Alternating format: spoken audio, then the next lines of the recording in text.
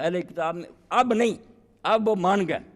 یہ دیکھیں جن کی تعریف کی ہے کہ نصارہ میں درویش ہیں، وہ متکبر نہیں، کیا ہوا حال ان کا پھر؟ وَإِذَا سَمِعُوا مَا أُنزِلَ إِلَى الرَّسُولِ 7واں پارہ شروع ہوتا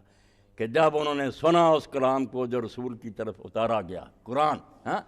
اور اس کا ایک نمونہ تو لوگوں نے حبشہ میں دیکھا کہ نجاشی کے دربار میں جب حضرت جعفر رضی اللہ تعالیٰ نے قرآن مجید پڑھا سورہ مریم،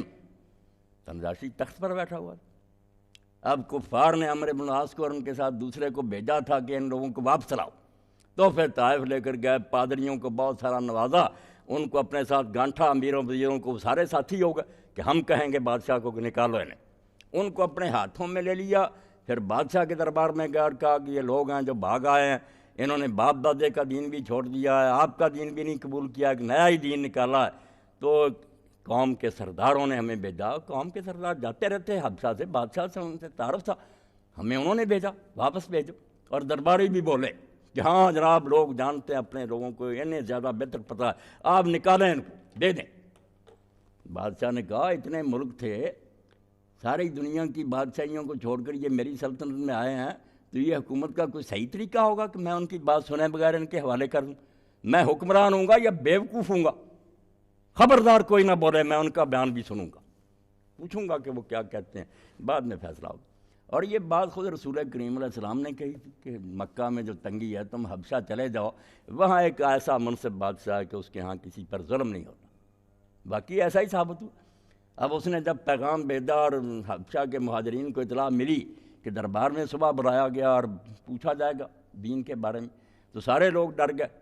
کہ یار وہاں سے تو جان چھڑا کر بھاگے تھے، اب ہے تو یہ بھی عیسائی، ہمارا ان سے بھی اختلاف ہے، تو یہ تو کوئی مصیبت نہ بن جائے۔ پھر سب نے یہ کہا کہ جو جی چاہے ہو، وہی بات کہنی جو اللہ کے رسول نے ہمیں سکھائی ہے، ہم مداہنت نہیں کریں گے، نہ کچھ چھپائیں گے۔ گئے حضرت جعفر الطیار جنہوں کو نمائندہ بنایا تھا، وہ کھڑے ہو گئے، انہوں نے بادشاہ کے سامنے ساری صورتحال واضح کی کہ ہم کیا تھے، کتنی گمراہی میں مبتلا تھے، جو مردار کھاتے تھے، ماں کے ساتھ سب بتایا، بتوں کی پوجا۔ ہم میں سے ایک شخص اللہ نے رسول بنا کر بھیجا جس کے خاندان کو بھی جانتے ہیں، اس کے حسب نسب کو جانتے ہیں، اس کی ساری زندگی کو جانتے ہیں، کبھی کسی نے اس کو جھوٹ بولتے نہیں دیکھا، یہ چیزیں وہ نیکی کی بتاتا۔ اب بادشاہ نے کہا کہ وہ کلام سناؤ جو اس پر اترا۔ یہ اللہ تعالیٰ نے اس کی کیا ذکر کیا کہ یہ ہاتھوں مگر مومن مرانا ہے۔ حضور کو اللہ نے اطلاع دیا، آپ نے نماز جنازہ غائبانہ اس کی پڑھی۔ حال کیا ہوا پھر جب حضرت جعفر پڑھتے گئے، آنسو بہتے گئے اس کے، اور بعد میں اس نے کہا کہ جس جگہ سے انجیل آئی تھی وہاں سے یہ کلام آیا، اسی خدا کا کلام ہے جس کا کلام انجیل تھی، اسی ایک چشمہ سے یہ دونوں چیزیں آئی ہیں، بالکل اللہ کا دین ہے، تم اطمینان سے میرے ملک میں رہو، میں نہیں تمہیں نکالوں۔ انہوں نے پھر شوشہ چھوڑا اگلے دن کہ نہیں بادشاہ سلامت صاحب ان کی باتوں میں آ گئے، وہ تو عیسیٰ علیہ السلام کو بہت برا کہتے ہیں۔ اب ان کے ذہن میں تھا جب یہ مسلمان کہیں گے وہ اللہ کا بندہ ہے تو نجاشی تو آگ بگولا ہو جائے گا، یہ اللہ کا بیٹا مانتے اللہ بشر، جیسے ہم مسلمانوں میں سے کوئی بیوقوف رسول اللہ کو بشر کہتے ہیں، معاذ اللہ وہ توہین سمجھتے۔ انہوں نے کہا یہ شوشہ جو کام دے گا۔ اب اس کی بھی خبر مسلمانوں کو ہو گئی، مگر انہوں نے اس وقت بھی صحیح بات کی، حضرت جعفر نے انصاف کا کہ ہمارے رسول نے ہمیں بتایا کہ وہ اللہ کا بندہ تھا، رسول تھا، اللہ کے حکم سے بغیر باپ کے کنواری سے پیدا ہوا، اللہ کے اس پر انعام تھے مگر تھا وہ بندہ رسول۔ تو پادری جو تھے اور درباری انہیں اس طرح نتنے پھلائے اور بہت رنج سے دیکھا، غصے میں آئے، مگر نجاشی نے ایک تنکا اٹھایا، اس نے کہا عیسیٰ علیہ السلام نہ اس سے ایک تنکا برابر زیادہ تھا نہ اس سے کم تھا، اتنا ہی تھا جتنا ان لوگوں نے کہا۔ اس کا جنازہ غائبانہ حضور نے پڑھا، کیونکہ ایسے ملک میں مرا کہ قوم نہیں ایمان لائی، بیچارے کو اسی طرح دفن کر دیا، وہ ان کو بدل نہیں سکا، تنہا مسلمان تھا، ورنہ اور نہیں کسی کا پڑھا۔ تو اللہ نے یہاں قرآن میں کہا یہ ہیں وہ اہل کتاب جن کی تعریف کی ہے، وَإِذَا سَمِعُوا مَا أُنزِلَ إِلَى الرَّسُولِ، کہ جب انہوں نے سنا اس کلام کو جو رسول کی طرف اتارا گیا، قرآن مجید، تَرَىٰ تَفِیضُ مِنَ الدَّمِ، تو تم نے دیکھا کہ آنسوؤں کی جھڑیاں لگ گئیں، پھر ان کی آنکھیں بہہ پڑیں، آنسو جو تھے بہتے تھے، مما عرفوا من الحق، کیونکہ انہوں نے حق کو پہچان لیا کہ یہ تو وہی نبی ہے جس کی خبر عیسیٰ علیہ السلام دے گئے، موسیٰ علیہ السلام جس کی منادی کرتے رہے، وہ دن آیا کہ پورے ہو گئے تورات کے وعدے، خدا نے آج ایفا کر دیے اس رات کے وعدے۔ رسول اللہ پیدا ہوا تو کہہ رہے ہیں نا حفیظ کہ وہ سارے وعدے جو نبی کرتے آ رہے تھے پورے ہو گئے، دنیا نے دیکھ لیا، خوشی منائی کہ وہ آخری پیغمبر آ گئے، بدقسمت لوگ اکڑ گئے۔ یقولون ربنا آمنا فاکتبنا مع الشاہدین، یہ ایمان لانے والے نصرانی جو تھے ان کا ذکر کیا کہ کیا حال ہوا پھر انہوں نے جب پہچان لیا تو دہائی دے اٹھے، پکار اٹھے، ربنا آمنا، اے ہمارے رب ہم ایمان لے، مان لیا واقعی سچا نبی ہے، سچی کتاب ہے، فاکتبنا مع الشاہدین، اب تو ہمیں لکھ دے ان لوگوں کی فہرست میں جو حق کی گواہی دینے والے، حق کا اعلان کریں۔ اس سے شاہدین کا معنی بھی سمجھ آ گیا۔ رسول کریم علیہ السلام کو اللہ قرآن میں کہتا ہے کہ رسول تم پر گواہ ہے، تم امتوں پر گواہ ہو۔ اب ہم میں سے ایک گروہ نے غلطی سے یہ مان لیا کہ گواہ جو ہوتا ہے وہ حاضر ناظر ہوتا ہے، حضور حاضر ناظر ہے، قرآن کے ایک لفظ سے غلطی کھا گئے۔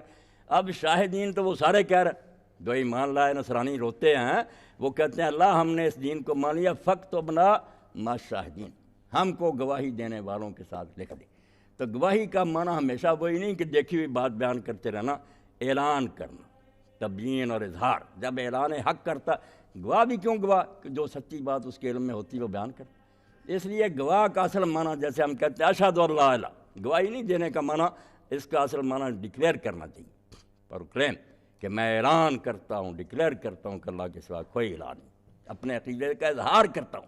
انہوں نے کہا اللہ اب ہم نے حق کو چھپایا نہیں، جب سمجھ میں آ گیا فاکتبنا مع الشاہدین، ہم کو لکھ دے ان لوگوں میں سے جنہوں نے اعلان کہہ دیا کہ یہ سچا نبی اور کتاب سچی، ہمیں ان گواہی دینے والوں میں لکھ۔ وما لنا لا نؤمن باللہ وما جاءنا من الحق، اگر وہ اہل کتاب ہوں گے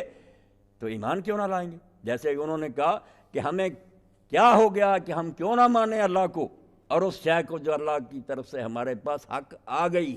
ہے، اللہ بھی سچا اور اس کی طرف سے حق بھی آ گیا، کیوں نہ مانیں؟ وَنَطْمَعُ أَن يُدْخِلَنَا رَبُّنَا، تو دوسری طرف امید یہ لگائیں، آس یہ رکھیں کہ اللہ ہمیں جنت میں داخل کرے گا نیک لوگوں کے ساتھ۔ اور کیسے جنت ملے گی جب کہ ہم نے حق پہچان لیا تو مانیں نا۔ تو یہود و نصارہ کے بارے میں جب اللہ بیان کرتا کہ تورات انجیل میں بار بار انہیں بتایا گیا کہ نبی آئے گا، تو اس لیے جب انہوں نے نہیں نہ مانا، آپ سمجھ لیں وہ صرف حضور کے منکر نہیں رہے، اب ہر یہودی اور عیسائی موسیٰ علیہ السلام کا اور عیسیٰ علیہ السلام کا بھی منکر ہے، وہ کافر ہو چکا ہے۔ اللہ کے رسولوں نے کہا تھا محمد آئیں گے اور ان کو ماننا، جب نہیں مانا تو اصل میں وہ صرف حضور کے منکر نہیں رہے، اپنے انبیاء کے بھی منکر ہو گئے۔ اس لیے انہوں نے ایک لوگوں نے کہا کہ ہم کیوں نہ اللہ کو مانیں اور کیوں نہ اس دین کو مانیں جو اللہ کی طرف سے حق آیا، جب کہ ہم یہ امید رکھتے ہیں کہ اللہ ہمیں اپنے نیک بندوں میں داخل کرے۔ فَأَصَابَهُمُ اللَّهُ بِمَا قَالُوا، یہ ہیں بھائی جن کے لیے کہا کہ اللہ نے پھر ان کو انعام دیا، یہ اس کہنے کی وجہ سے جب انہوں نے اعلان کر دیا کہ رسول اللہ سچے ہیں قرآن، تو ایسے نصارہ جو ہیں ان کو پھر اللہ نے انعام کیا دیا، جنات، باغ، تجری من تحت الانہار، جن کے نیچے نہریں بہہ رہی ہوں گی، خالدین فیہا، ہمیشہ رہیں گے، وذالک جزاء المحسنین، اور یہی انعام ہے ان کا جو نیکوکار لوگ۔ والذین کفروا وکذبوا بآیاتنا، جنہوں نے انکار کر دیا اور جھٹلا دیا ہماری آیتوں کا، پتہ چل گیا کہ رسول ہے پھر بھی نہیں مانا، اولئک اصحاب الجحیم، ایسے سب یہود نصارہ دوست پکی۔ اس لیے یہ مسئلہ جو ہے نا، اس بارے میں ذہن میں نے اشارہ کر دیا، ذہن کو کلیئر کرنا چاہیے۔ کہیں تعریف آئے کسی پچھلی امت کی، وہ ہیں کہ جو ان میں شریف لوگ تھے، رہ گئے تھے اسلام میں، اللہ نے کہا یہ نہ کہنا کہ ہم ان کو اتنا برا کہہ رہے ہیں تو سب برے ہی ہیں، نہیں، ان بروں میں سے اچھے بھی نکلا ہے، وہ تھوڑے سے ہیں، وہ دین کو مان گئے۔ ایسے لوگ تھے جن کو اللہ تعالیٰ نے پھر وعدہ دیا کہ ان کا انعام جو ہے وہ ضائع نہیں ہوگا۔ سورہ آل عمران کی آخری آیت تو پہلی کہ اہل کتاب میں سے ایسے ہیں جو اللہ کو بھی مانتے ہیں، جو تمہاری طرف اترا اس کو بھی مانتے ہیں، جو ان کی طرف اترا تھا، ایسے لوگوں کے لیے اللہ کا وعدہ ہے جو ما انزل الیکم کو نہیں مانتے، جو ہماری طرف اترا وہ نہیں مانتے، وہ اہل کتاب جو ان کے لیے کوئی انعام نہیں، بلکہ ان کا جرم دوسرے لوگوں سے بڑھ کر، جو جاہل اور ان پڑھ قوم میں تھی، ان کا تو کوئی عذر ہے کہ وہ حضور کو نہیں پہچان سکی، ان کا کیا عذر، یہ جانتے ہیں سب، اور جاننے کے بعد جو نہیں مانا اس کا ایک نمونہ تاریخ میں آپ دیکھ کر حیران رہ جائیں گے کہ تکبر اور حسد اور دنیا کا لالچ اتنی بری ہے یہ ایمان سے روک لے۔ اب حضرت صفیہ رضی اللہ تعالیٰ عنہ رسول اللہ کی بیوی،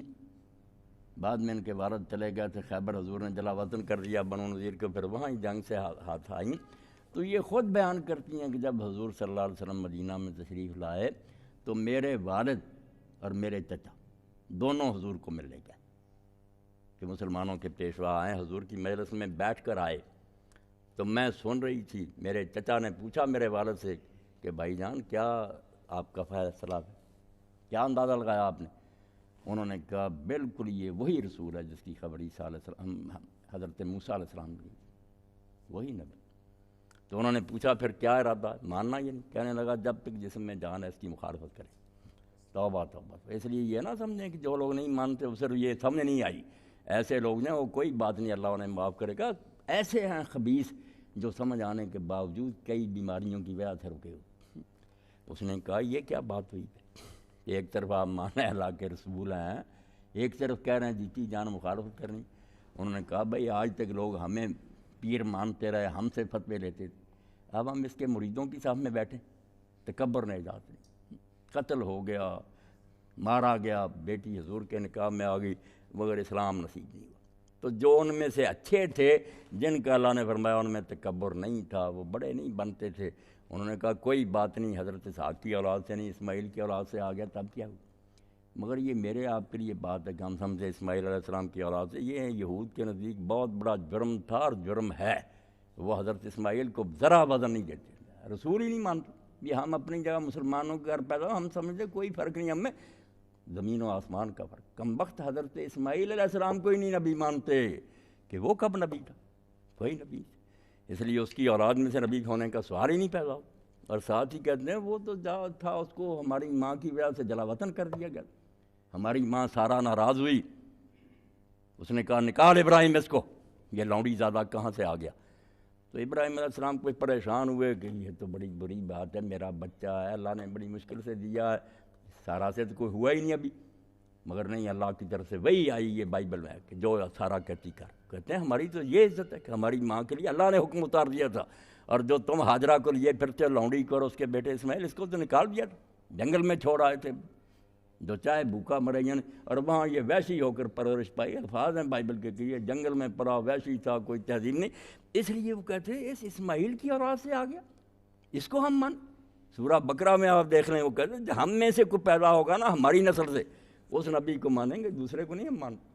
تو ایسے لوگ اللہ کو بھی نہیں مانتے، اللہ کو مانتے ہوتے تو اللہ کو دیکھتے۔ اور اسی لیے پہلے پارہ میں آپ جو قصہ آدم و ابلیس دیکھتے ہیں کہ اللہ بتا رہا ہے ابلیس نامراد نے بھی کہا تھا کہ یہ مٹی سے پیدا ہوا، میں آگ سے پیدا ہوں، یہ نسلی تعصب بات انہی کی طرف اشارہ ہے کہ خبیثوں اس نے بھی دیکھا تھا کہ یہ یہاں سے پیدا ہوا گیا، مگر وہ مردود ہو گیا تھا۔ جو نیک تھے انہوں نے کہا نہیں مٹی سے پیدا ہوا یہ کچھ بھی، ہمیں اللہ نے کہا ہم نے جھکنا، فرشتوں والی خصلت پیدا کرو، ابلیس نہ، مگر یہ ابلیس کے پیرو بنے کہ نہیں اسماعیل کی نسل سے ہم نہیں مانیں۔ آج تک کم بخت حضور کی تو گزارا آپ کے بڑوں کی مذمت کرتے ہیں، آپ پڑھیں ان کی کتاب میں حضرت اسماعیل اور حاجرہ کے بارے میں ایسا کچھ لکھتے ہیں، وہ کہتے ہیں سوال ہی نہیں پیدا، ان پر اللہ کا کیا نام ہونا تھا، یہاں سے آ گئے محمد صلی اللہ علیہ وسلم۔ اس لیے ان میں سے جو اچھے نکل آئے نا اہل کتاب، اللہ نے ان کی تعریف کی ہے کہ یہ سارے برے نہیں، کچھ انہی میں سے آئے ہیں، اہل کتاب ہی تھے وہ، مگر انہوں نے اللہ کو بھی مان لیا، قرآن کو بھی مان لیا، رسول اللہ کو بھی مان لیا۔ تو مقصد میری بات کا یہ کہ رسول اللہ کو مانے بغیر آپ اگر کسی شخص کے ذہن میں نہ کہ کوئی آدمی نجات پا سکتا، بالکل غلط بات۔ حضور کی آمد کے بعد جو آپ کو نہیں مانتا وہ اللہ کا بھی منکر، کیونکہ اللہ نے آپ کو بھیجا، وہ اپنے نبیوں کا منکر کہ نبیوں نے پیش گوئیاں کی ہیں، اس لیے وہ ایسا پکا کافر ہے، اولئک هم الکافرون حق۔ دوسرے کچھ کم کافر ہوں گے، یہ بڑے پکے کافر ہیں یہود و نصارہ، ان کے لیے کسی انعام کی کوئی امید نہیں کی جاتی۔ وآخر دعوانا الحمدللہ رب العالمین۔ اب حکیم صاحب محترم آپ کے سامنے حدیث رسول بیان فرمائیں۔